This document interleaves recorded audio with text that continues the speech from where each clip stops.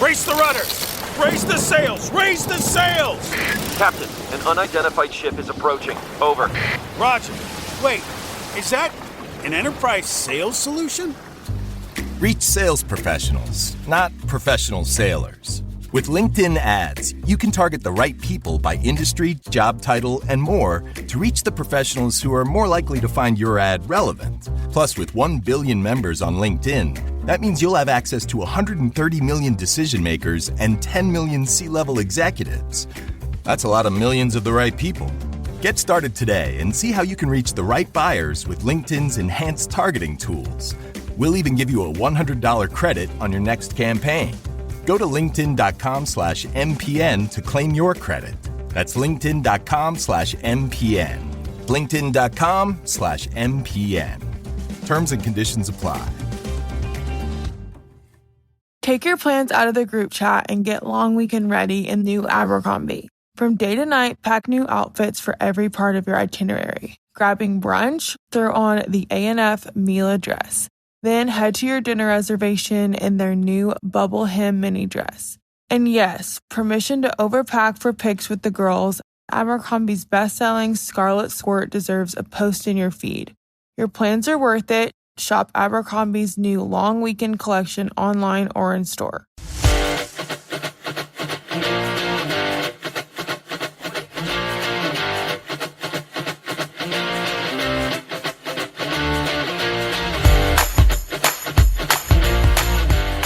Welcome to Storylines Live, the only podcast that explores the power and the meaning of the most important story in business. The one that answers why somebody would buy from you, work for you, invest in you, or partner with you. At WordWrite, we call this your capital S story because it defines the very character and nature of your organization. In each episode of Storylines Live, we feature great guests who have amazing insights on business storytelling, who can share their personal experiences and key learnings to help you and your business do a better job of sharing your capital S story to deliver remarkable business results. Today, we're honored to have Claire Parsons, an author, attorney at the firm Bricker Graydon, and a mindfulness expert. Now, there's a combination as our guest.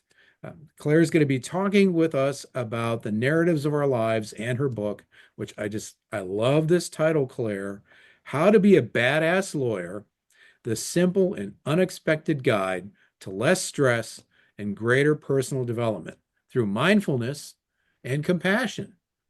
That's really great. Claire, anything that I didn't mention in introducing you that you think our audience would benefit from knowing about your background?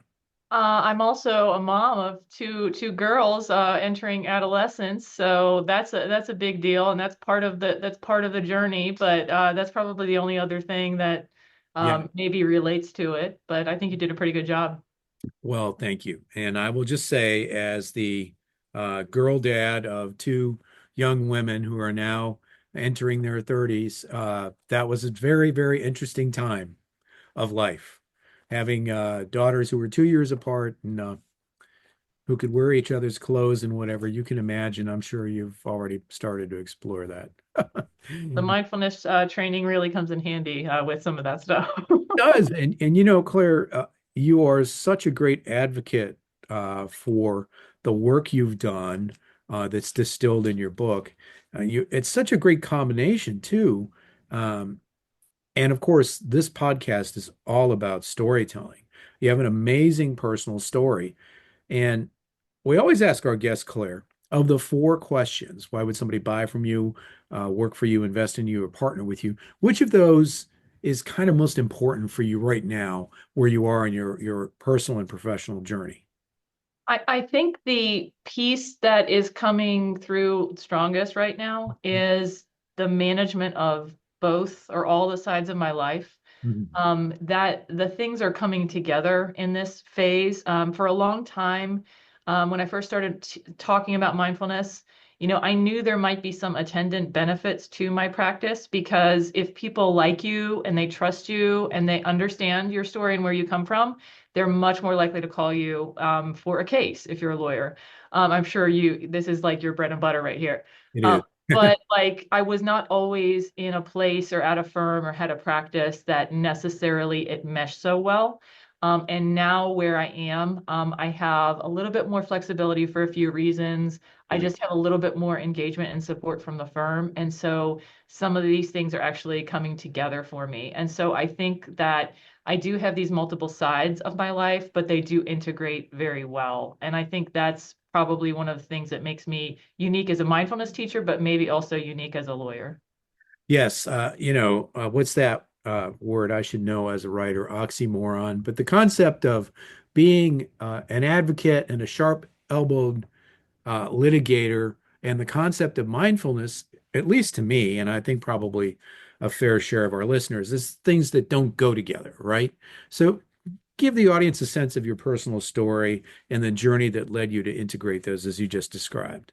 Yeah, that people think they don't go together. The common assumption is that they maybe don't go together because we create rules in our mind and our mind kind of creates these heuristics and these little rules to shorten and simplify things to try to make sense of the world.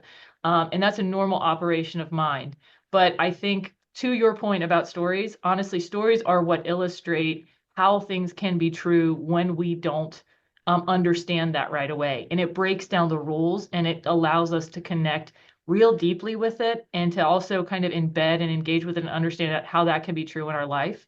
And so I will say, like, my story of how I came to mindfulness, I think it's somewhat unique to me, but it also is sort of representative of a pattern that I've heard from many other people. Um, it's a couple of factors. I was a philosophy major in college, and then just continued kind of exploring some of those concepts after I graduated.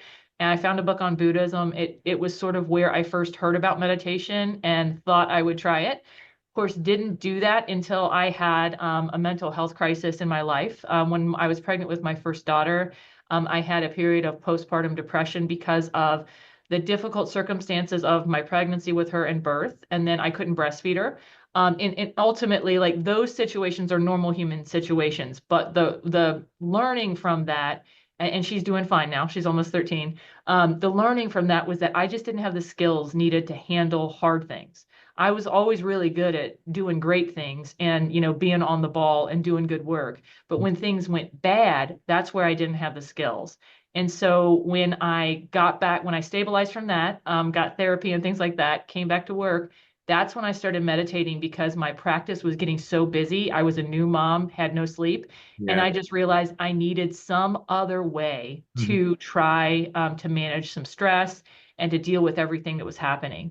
And I don't think I really believed in the practice at that point. I did it for lack of anything else to do. And I started at 1 minute a day, and it immediately started to help me. Mostly because I started to pay attention to my body and how it felt, took better care of that, but also started to build the skills of learning to control some thoughts, like learning to just be aware of thinking and then not reacting to every single one. And then over time, I learned like a lot more as I continued with the practice. But literally, it was desperation, need, and not really being sure. But I'm really glad I took the first step of Mhm. sitting for 1 minute, you know? Yeah, it's great. And just as a quick aside, my own meditation journey really amped up during COVID. And I use an app. I'm now up to ten minutes a day. There's something about our culture, and I think this relates to the legal field in particular, which we'll talk about in a second here. But I'm a big fan of Monty Python, and one of their films, Monty Python and the Holy Grail. There's a scene in which there's an overmatched knight, and he's in a fight with a really large knight, and the larger knight keeps cutting off his arms and his legs, and he just keeps saying it's a flesh wound, it's a flesh wound. And the reason I share that is to give a mental picture. I think sometimes we treat our mental health like that. And the more educated you are, and the more degrees you have, and the more successful you appear to be, maybe to the outside world, I think there's more of that willingness to stuff that down and not deal with it. So I think it's just fascinating how you've integrated these. How does this play out for you in your professional life, Claire? How do you talk about the mindfulness process? How does it distinguish you when you're working with clients or prospects or even opposing counsel? Yeah, so I kind of have two sets of clients at this point. So I have my Right. like school, my clients who are primarily schools and educators in my law practice, and then I have firms and organizations and folks that I work with from a mindfulness perspective. Yes. And generally, I'm not talking about the same subject matter with each of them, but Right. like certainly in dealing with my school clients and in cases, my mindfulness training is absolutely there in everything that I do, and my practice is there as a support for what I do because I'm a special education lawyer, Oh, and that's a huge part of what I do. And those are cases that are very emotional. yeah. They sometimes have really intense deadlines, and so things move fast, emotions raise. I sometimes get riled up, and so being able to notice that try to remember compassion and kindness in everything I do, even when it's for me because I've made a mistake or gotten too upset. All of those things are always coming through. I don't talk about mindfulness with my clients so much unless it like comes up and they have questions because it's not really pertinent, but it's always there for me. And it is something that I try to work with in terms of, sometimes I might have to coach clients or help them be assertive or help them find the strength to say the truth, like if they're testifying. And so I'll use some of the strategies I know to help people calm down. And that's great to have that skill set, but I don't always tell them. I'm not saying, okay, we're going to do self-compassion now. It's just Right. I'm encouraging them to be good to themselves, kind to themselves, so that we can, keep our eyes on the prize and try to win the matter or get through the mediation or whatever. When it comes to my mindfulness teaching, though, a lot of the folks that I do talk to and work with are lawyers. And so I think one of the selling points for me is that I actually am a lawyer and a practicing lawyer. And in fact, that's part of why I got into it, because the pattern I saw, there were some books and things for mindfulness for lawyers out there. And it's great that those resources exist, and no criticism to those teachers and folks who offered that. But the pattern that I saw was that generally they were from New York or California. They used to practice but haven't in years, and now they switched to coaching or doing something else. And so the theme seemed to be you find mindfulness and then you don't want to practice law anymore. But for me, I love practicing law and I didn't want to give that up. But I do think that having that experience and that continued experience helps me explain how these things work in life, in our practice, and in our profession, and help us do the job we have to do because it's important. That is such great insight, Claire. And folks, we're going to take a quick break here. And when we come back, we're going to dig into how Claire works with firms and organizations, a lot of them lawyers, to help them learn about and incorporate mindfulness. Stay tuned.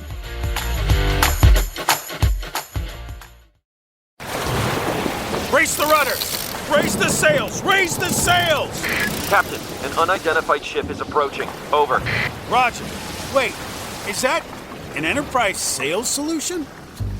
Reach sales professionals, not professional sailors. With LinkedIn ads, you can target the right people by industry, job title, and more to reach the professionals who are more likely to find your ad relevant. Plus, with 1 billion members on LinkedIn, that means you'll have access to 130 million decision makers and 10 million C-level executives.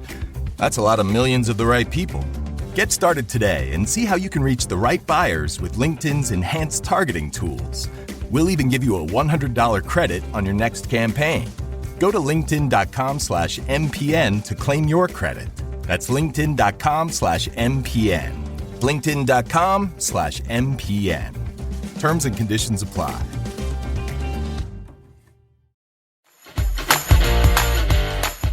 Welcome back, folks, to Storylines Live, the only podcast that explores the power and the meaning of the most important story in business, the one that answers why somebody would buy from you, work for you, invest in you, or partner with you.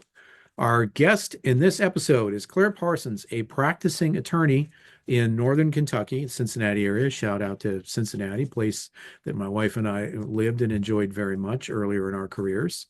And we're talking about mindfulness, Claire's personal journey, and how that's led her in her work to work with organizations, law firms, lawyers to help them become more mindful. Now, at the top of this episode, I mentioned Claire's book, How to Be a Badass Lawyer, the Simple and Unexpected Guide to Less Stress and Greater Personal Development Through Mindfulness and Compassion.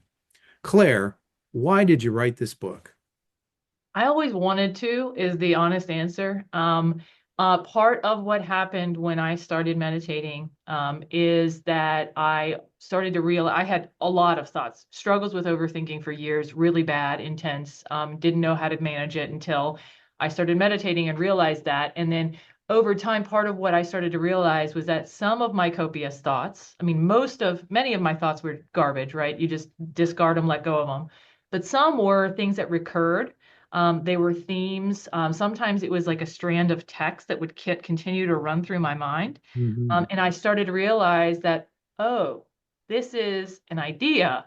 And then I started to realize that when that recurrence happened, I started to realize, oh, this is when I'm ready to write. I would sit down and something would come out really clear, quickly, felt good. It also felt better to let it go. So I started posting on social media. I started blogging, gradually, built up skills with respect to that. I grew a following on LinkedIn. I established my blog in 2020, been going for about 4 years. And after the first year with the blog, I realized I had 50 posts, about 1,000 words each. And so I was like, that's enough for a book. And I, at that time, had a coach that I had become acquainted with who helps people write books.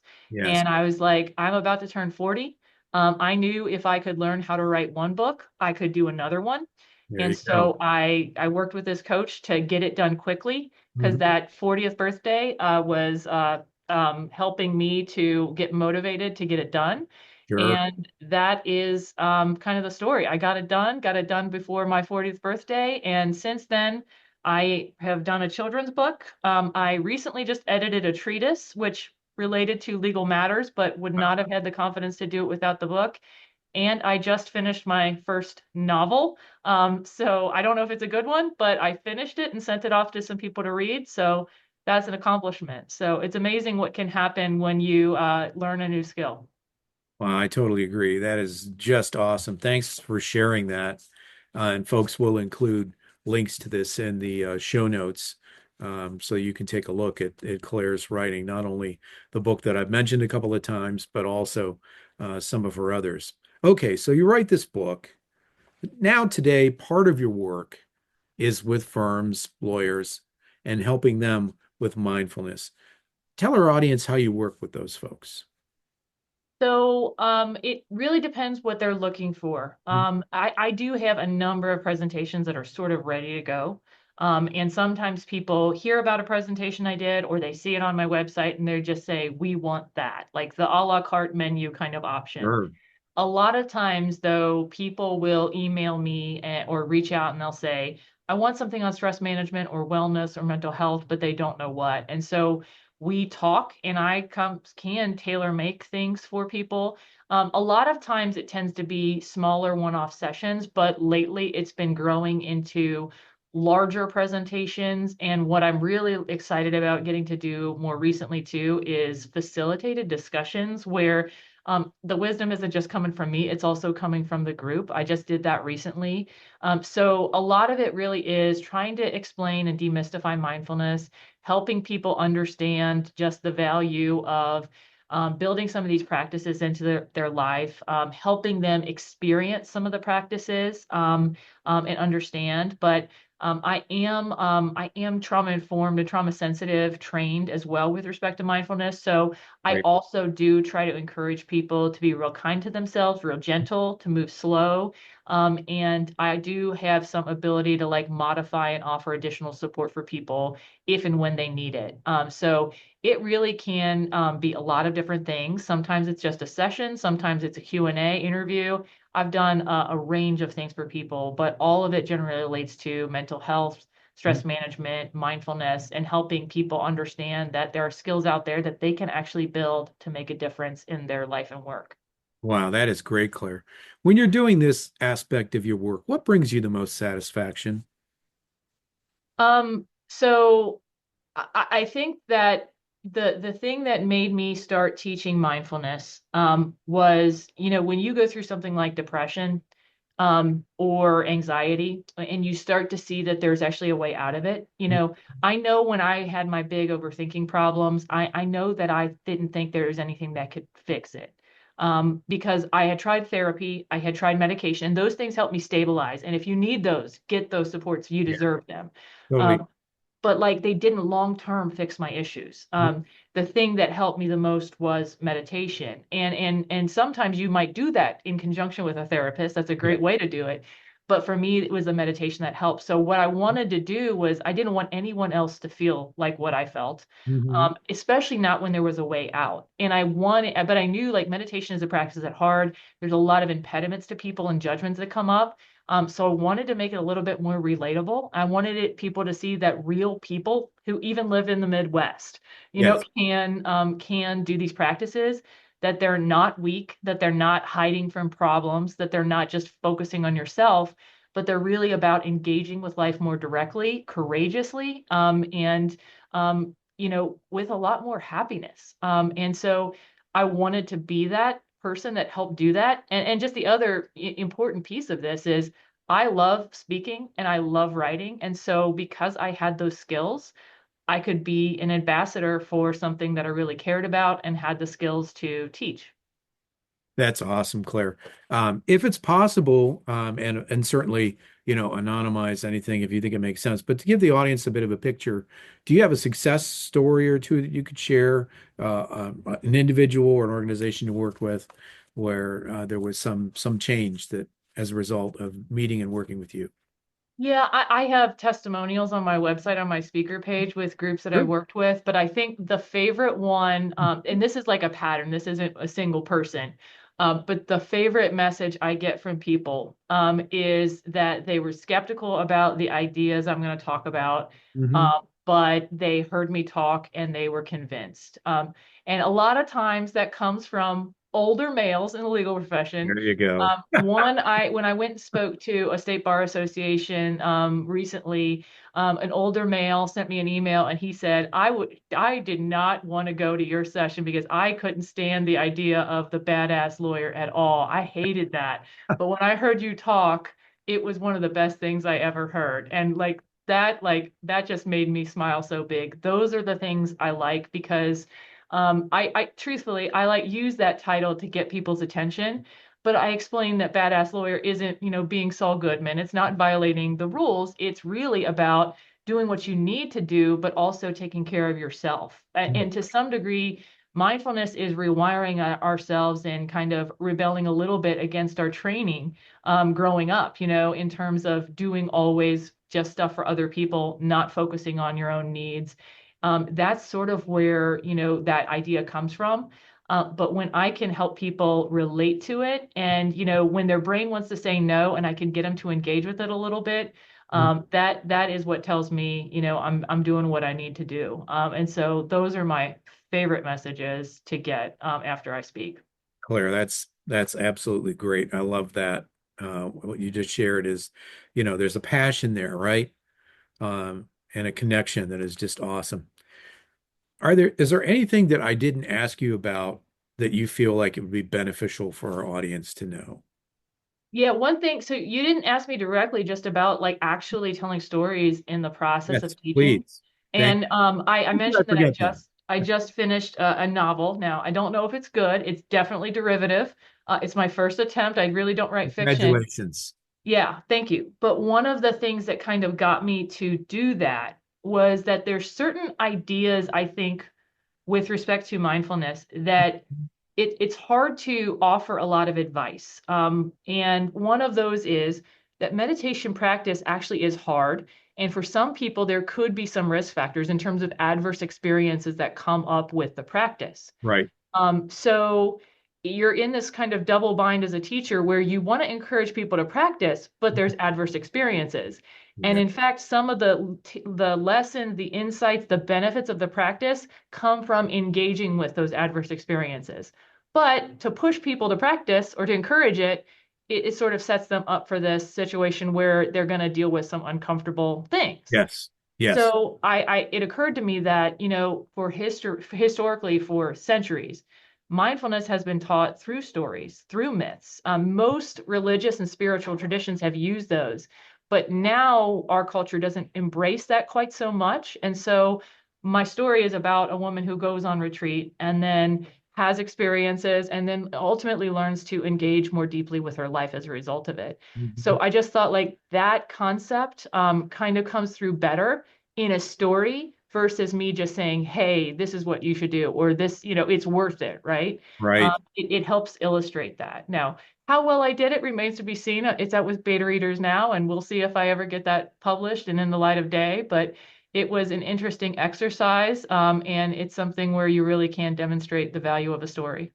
I love that, Claire. And my money's on you. You let us know when that book is out there, because I would definitely like to read that. That's a transformation story, is a really great story arc, and congrats on that.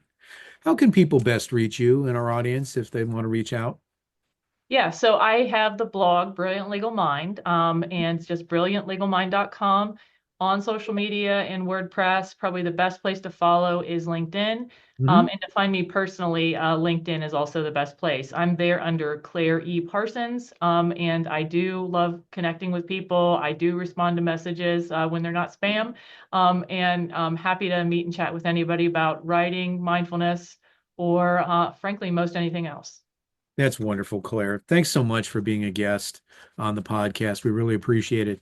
Folks, we'll make sure we have links to all the resources that Claire shared in our show notes. And I want to thank our audience for being with us for this episode of Storylines Live, the only podcast that explores the power and the meaning of the most important story in business, the one that answers why somebody would buy from you, work for you, invest in you, or partner with you. At WordWrite, we call that your capital S story. We'll see you next time.